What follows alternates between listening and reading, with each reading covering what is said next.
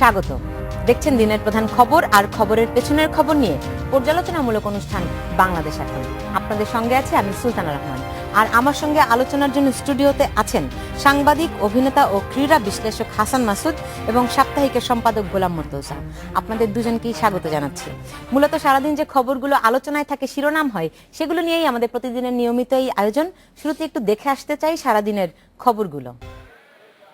ফাঁসির দণ্ড পাওয়া জামায়াত নেতা কামারুজ্জামানের রায় পুনর্বিবেচনার আবেদনের শুনানি কবে হবে জানা যাবে রোববার। কামারুজ্জামানের আইনজীবীরা পুনর্বিবেচনার আবেদনটি দাখিল করার পর অ্যাটর্নি জেনারেল মাহবুবে আলম দুপুরে দ্রুত শুনানির জন্য চেম্বার জজের কাছে আবেদন করেন। আগে রিভিউ পিটিশনের রায় যেটা বলা আছে, দায়ের করার পরেই এই মৃত্যুদণ্ডাদেশ কার্যক্রমটা স্থগিত হবে। পিটিশন দায়ের করা হয়েছে, এখন সে মামলায় বিচারপতিরা দেখবেন কি এখানে কি করা যায়, বা কতখানি এটা রিভিউ যোগ্য আদেশ কিনা, বা সত্যি কোনো প্রতিকার উনি পাবেন কিনা। জিয়া অরফানেজ ও জিয়া চ্যারিটেবল ট্রাস্ট দুর্নীতি মামলায় আদালত পরিবর্তন ও গ্রেপ্তারি পরোয়ানা স্থগিত চেয়ে খালেদা জিয়ার করা আবেদনের শুনানি 12 মার্চ পর্যন্ত মুলতবি করেছে হাইকোর্ট। খালেদা জিয়ার বিরুদ্ধে বড়পুকুরিয়া কয়লাখনি দুর্নীতি মামলায় রুলের শুনানি শেষ হয়েছে। এ বিষয়ে আদেশ দেয়া হবে মঙ্গলবার। লেখক অভিজিৎ রায় হত্যা মামলার তদন্তে সহায়তা দিতে ঢাকায় এসেছে যুক্তরাষ্ট্রের কেন্দ্রীয় তদন্ত সংস্থা FBI এর একটি প্রতিনিধি দল। দুপুরে ঢাকা মহানগর গোয়েন্দা পুলিশ কার্যালয়ে গিয়ে কর্মকর্তাদের সঙ্গে বৈঠক করে 4 সদস্যের দলটি। FBI এর সাথে আমাদের প্রথম মিটিংটা হয়েছে, সেখানে তারা আমাদেরকে তাদের অবস্থান পরিষ্কার করেছে। তারা বলেছে তারা এই মামলায় আমাদেরকে অ্যাসিস্ট করতে এসছে। এটা আমাদের মামলা, আমাদেরই তদন্ত করতে হবে। এই তদন্ত কাজে তারা কোনো পর্যায়ে ভূমিকা রাখতে পারেন কিনা সেই সহায়তার জন্যই তারা এসছে। সেনা বিদ্রোহে উস্কানি দেওয়ার অভিযোগে গ্রেপ্তার মাহমুদুর রহমান মান্নার বিরুদ্ধে রাষ্ট্রদ্রোহ মামলা হয়েছে। মামলায় বিএনপি নেতা সাদেক হোসেন খোকাকেও আসামি করা হয়েছে। এই মামলা করার জন্য পুলিশের পক্ষ থেকে স্বরাষ্ট্র মন্ত্রণালয়ের কাছে অনুমতি চাওয়া হয়। স্বরাষ্ট্র মন্ত্রণালয় অনুমতি দিলে গুলশান থানায় তাদের বিরুদ্ধে রাষ্ট্রদ্রোহের মামলা করা হয়। মঞ্জুর মোর্শেদ, ইন্ডিপেন্ডেন্ট নিউজ। দেখছিলেন সারাদিনের খবরগুলো। আমি একটু খবরের কাগজগুলো দেখতে চাই। সেখানে দ্য ইন্ডিপেন্ডেন্ট শিরোনাম করেছে, বিশাল 5 কলামের শিরোনাম করেছে টাইগার্স অন দ্য প্রল। ভোরের কাগজ বাঘের থাবায় স্কটল্যান্ড কাত, কোয়ার্টার ফাইনাল ছুঁই ছুঁই। বাংলাদেশের পরবর্তী ম্যাচ আছে ইংল্যান্ডের সঙ্গে সোমবার। কোয়ার্টার ফাইনাল থেকে আসলে বাংলাদেশ কত দূরে জনাব হাসান মাসুদ? খুব বেশি দূরে না। এখন যে মনোবল দলের, তাতে খুব বেশি দূরে না, এবং ইংল্যান্ডের মনোবল তাদের ইতিহাসের সর্বনিম্ন পর্যায়ে এখন। বিশেষ করে 4টা ম্যাচ খেলে এখন পর্যন্ত তারা মাত্র 2টো পয়েন্ট সংগ্রহ করেছে, একটা জয় পেয়েছে, যে কারণে ইংল্যান্ড দলের মনোবল এখন সর্বনিম্ন পর্যায়ে। আজকে খেলার পরে, বাংলাদেশ জয়ের পরে সাবেক নিউজিল্যান্ডের ফাস্ট বোলার সাইমন ডোল আর ইংল্যান্ডের ওপেনার নিক নাইট কথা বলছিলেন পরবর্তী ইংল্যান্ডের ম্যাচটা নিয়ে। সেখানে নিক নাইট যে কথাটা বললেন যে ইংল্যান্ডের এখন এটা একটা ডু অ্যান্ড ডাই ম্যাচ, কারণ এই ম্যাচে ইংল্যান্ড হেরে গেলে ইংল্যান্ড বিশ্বকাপ থেকেই বাদ পড়ে যাবে, যেটা বাংলাদেশের জন্য প্রযোজ্য না। সে কারণে ইংল্যান্ডের অবস্থা এখন খুবই। কিন্তু ইংল্যান্ডের সঙ্গে বাংলাদেশকে কি জিততেই হবে এরকম কোনো ব্যাপার আছে? হ্যাঁ, ইংল্যান্ডকে বাংলাদেশের সঙ্গে জিততেই হবে প্রতিযোগিতায়। ইংল্যান্ডকে জিততে হবে, কিন্তু বাংলাদেশকেও জিততে হবে। বাংলাদেশকেও জিততে হবে। যদি না জেতে তাহলে অনেক ইফস অ্যান্ড বাটস থেকে যাবে, অন্য খেলার ফলাফলের উপরে অনেক কিছু থেকে যাবে। বাট জেতাটাই হচ্ছে সবচেয়ে সহজ সমাধান, বিকল্প নেই এর আর কোনো। এবং দুইজনের জন্য এই ম্যাচটা হচ্ছে এক ধরনের মানে দ্বিতীয় রাউন্ডে, মানে কোয়ার্টার ফাইনালে যাওয়ার জন্য প্রি কোয়ার্টার ফাইনাল আপনি বলতে পারেন, সেরকম do or die match. Bangladesh কিন্তু গতকাল স্কটল্যান্ডের বিরুদ্ধে খেলার পরে কিন্তু তারা বলেছে যে এটা তাদের প্রস্তুতির জন্য খুব ভালো হয়েছে। একটু বেশি হয়ে গেল না? একটু বেশি হয়েছে, একটু। এখন উচ্ছ্বাসটা তো স্বাভাবিকভাবেই বেশি থাকবে, এবং সেই উচ্ছ্বাসে বলে ফেলেছে। আসলে নেলসনের যে উইকেট আর সামনে যে ম্যাচটা খেলবে, দুটো উইকেট সম্পূর্ণ ডিফারেন্ট। আজকের উইকেটে আপনি দেখবেন যে এখানে পেসাররা একটু ভালো করেছে স্পিনারদের চাইতে, কিন্তু এডিলেডে কিন্তু সেই জিনিসটা হবে না। এডিলেডের উইকেটটা অস্ট্রেলিয়ার অন্যান্য যে কোনো উইকেটের চেয়ে কিন্তু একটু ডিফারেন্ট, একটু অতটা স্পোর্টিং না, অতটা বাউন্সও নেয় না। তো সেখানে নিক নাইট আজকে যে কথাটা বলছিলেন এবং আমিও তার সাথে সহমত পোষণ করি যে স্পিন একটা বিশাল ভূমিকা রাখবে এবং ইংল্যান্ড এখন থেকেই নজর দিচ্ছে কোন কোন স্পিনারকে তারা খেলাবে। তো আমাদের বাংলাদেশেরও উচিত হবে ওই জিনিসটাতে। বাংলাদেশের যথেষ্ট প্রতিভাবান প্রচুর স্পিনার আছে এই দলে যারা ভালো খেলছেও।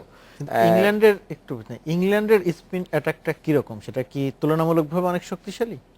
তুলনামূলকভাবে অনেক শক্তিশালী না, বাট তারা আন্তর্জাতিক পর্যায়ের স্পিনার। বিশেষ করে মঈন আলী একজন ওপেন যে করে বিধ্বংসী, সে একজন ভালো স্পিনার হিসেবেই তার কিন্তু ইংল্যান্ড দলে অন্তর্ভুক্তি।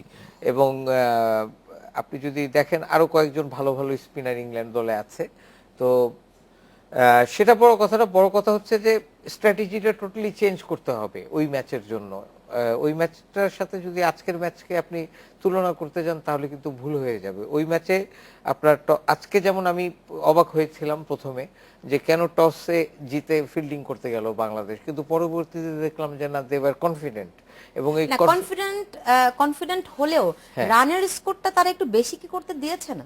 একটু বেশি করতে দিলেও তারা যে সেটাকে চেস করতে পারে সেটাও তারা আজকে প্রুভ করে দিয়েছে। এবং একটা বড় স্কোর চেস করতে গেলে সবচেয়ে যে জিনিসটা ইম্পর্টেন্ট বাংলাদেশের জন্য সেটা হচ্ছে, বা যে কোনো দলের জন্য, সেটা হচ্ছে পার্টনারশিপ। আপনি দেখবেন যে প্রথম উইকেট পড়ে যাওয়ার পর তারপরে কিন্তু রেগুলার ইন্টারভেলে উইকেট পড়েছে ঠিক, কিন্তু একটা করে ভালো ভালো পার্টনারশিপ করে করে উইকেট পড়েছে। আজকে দ্বিতীয় উইকেটে যে মাহমুদুল্লাহ এবং তামিম ইকবাল যে 139 রান করেছে সেটা কিন্তু বাংলাদেশের জন্য একটা রেকর্ড। মানে বিশ্ব বাংলাদেশ যে কোনো উইকেটে সর্বোচ্চ রান করেছে আজকে বাংলাদেশ ওইটা। তারপরে আপনি দেখেন শেষের উইকেটে যেটা সাকিব আল হাসান এবং সাব্বিরের ভিতরে ছিল, সেখানেও আপনি দেখেন আপনি অপরাজিত 75 রানের একটা পার্টনারশিপ।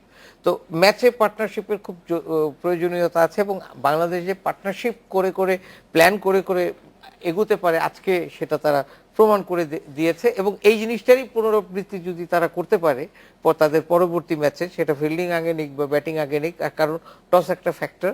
এবং অস্ট্রেলিয়ার মাটিতে আমরা দেখেছি যে যারা টস জেতে তারা ব্যাটিংটা আগে নেয় এবং একই কারণে আমরা কিন্তু এর আগের ম্যাচটা টস হেরেই কিন্তু হেরেছি। জি, জনাব গোলাম মুর্তজা, বাংলাদেশ নিঃসন্দেহে একটা বড় স্কোরের পিছনে তাড়া করে জয় পেয়েছে। সম্ভবত এটা দ্বিতীয় সর্বোচ্চ, মানে এত বিপুল সংখ্যক বাংলাদেশের জন্য এটা সর্বোচ্চ। এর আগে 300-র উপরে রান তাড়া করে বোধহয় আর একবার জিতেছিল নিউজিল্যান্ড। না, বাংলাদেশ 300-র উপরে তাড়া করে এর আগে কখনোই জেতে না। আমি কোনো একটা কাগজে দেখছিলাম না, 300-র উপরে তাড়া করে বাংলাদেশ আসলে কখনো জিতে নাই। না, যখনই হোক বাংলাদেশ আসলে 300-র উপরে তাড়া করে জিতেছে। বাংলাদেশ এর আগে 283 করেছিল সর্বোচ্চ ভারতের এগেইনস্টে 2011-র বিশ্বকাপে, সেই ম্যাচ তারা জেতেনি। কিন্তু এটা ছিল বাংলাদেশের আজকে হাইয়েস্ট ওয়ানডে স্কোর ওয়ার্ল্ড কাপে। ওকে, রাইট। গোলাম মুর্তজা, আমরা নিশ্চয়ই এই জয়টা একটা প্রত্যাশিতই ছিল বাংলাদেশের পক্ষ থেকে, কিন্তু বড় যে দলগুলো আছে, জায়ান্ট দল যেগুলি, সেগুলির জন্য কি বাংলাদেশ আসলে এখনো হুমকি হয়ে উঠতে পেরেছে? আসলে ক্রিকেট খেলার এখানে হাসান ভাই আছেন, দীর্ঘদিন তিনি ক্রীড়া সাংবাদিকতা করেছেন। সেই ক্রীড়া সাংবাদিকতা বাদ দিয়ে পরবর্তীতে, তা তো বটেই, এখনো তার সামনে যে কাগজপত্র পরিসংখ্যান দেখছি, তার মানে সে পেশাগতভাবে ওই জায়গাতে পুরোপুরি না থাকলেও তার ভেতরে আছেন তিনি।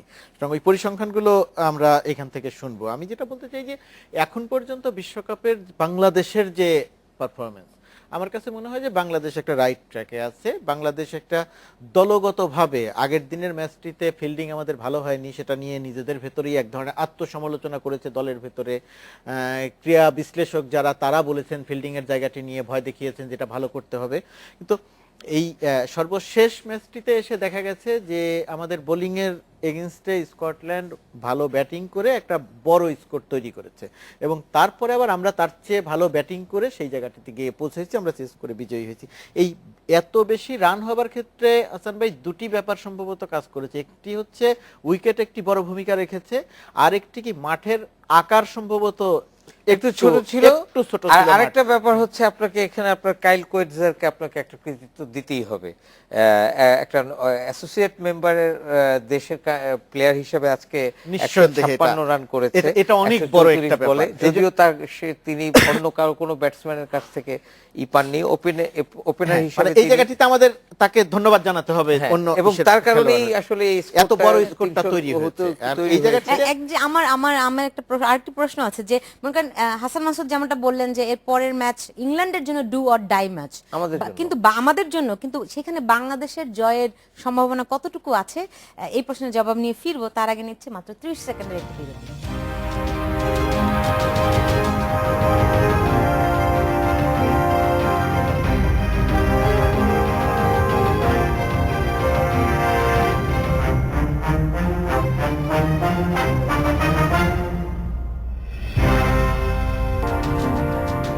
বিরতির পর ফিরে এলাম, দেখছেন বাংলাদেশ এখন।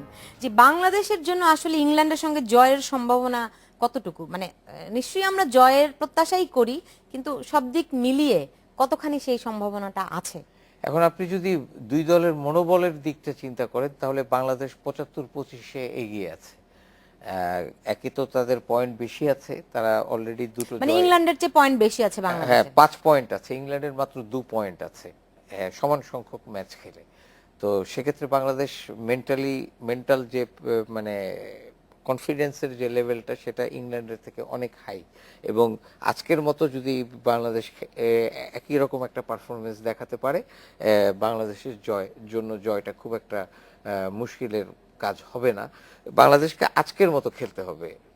প্রত্যেকটা ব্যাটসম্যান আপনি দেখেন আজকে কিন্তু অনেকগুলো রেকর্ড হয়েছে, তার ভিতরে একটা রেকর্ড হয়েছে এই প্রথম বাংলাদেশের একটা ওয়ানডে ম্যাচে 4টা ব্যাটসম্যান 50 করেছে, যেটা একটা বিশাল পাওয়া বাংলাদেশের জন্য। এরকম 4টা ব্যাটসম্যান 50 করলেই হয়, আপনার একটা সেঞ্চুরির দরকার নাই। 4টা ব্যাটসম্যান যদি তারপরে 50 বাংলাদেশ করে, আজ পর্যন্ত বাংলাদেশের কোনো খেলোয়াড় বিশ্বকাপে আজ পর্যন্ত সেঞ্চুরি করতে পারে নাই। না, তামিম ইকবাল 95টাই আজকে সর্বোচ্চ খুব ছিল। এর আগে দুঃখজনক। এটা এই রেকর্ডটা ছিল আশরাফুলের 87, দক্ষিণ আফ্রিকার বিরুদ্ধে 2007 সালের বিশ্বকাপে উনি করেছিলেন মোহাম্মদ আশরাফুল। আর আজকে সেই রেকর্ডটা ভেঙে তামিম ইকবাল 95তে গেলেন।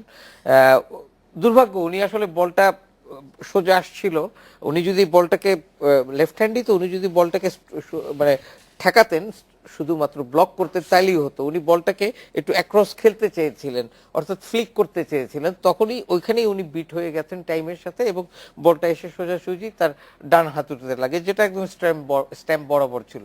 রিভিউ নেওয়ার আসলে কোনো অবকাশই ছিল না।